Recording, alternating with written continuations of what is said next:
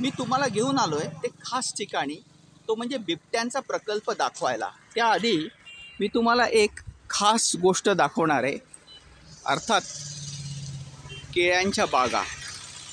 Yes, या भागातून केळी केवळ भारतातच नव्हे तर जगभरात पाठवली जातात। अर्थात आयात निर्यातीचाच हा भाग आहे।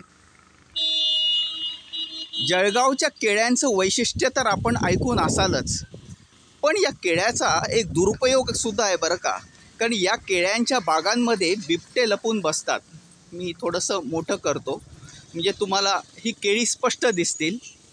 आणि याचा उपयोग प्राणी करतात, माणसं तर करतात, पण या बागांमध्ये बिबटे लपून बसतात आणि माणसांवर प्राण्यांवर हल्ले करतात। ही सगळ्यात धोकादायक गोष्ट आहे। अर्थात वन्य प्राण्यांचं संवर्धन जतन होणं हा अतिशय महत्त्वाचा भाग, पण त्याचबरोबर त्यांचे मानवी वस्त्यांवरचे जे हल्ले आहेत हा काळजी वाढवणारा भाग आहे। आपण या बागा बघतोय। जळगावजवळचे काही खास पर्यटन स्थळं तुम्हाला दाखवण्याचा माझा प्रामाणिक प्रयत्न असेल। आपण असंच पर्यटन सुरू ठेवूया।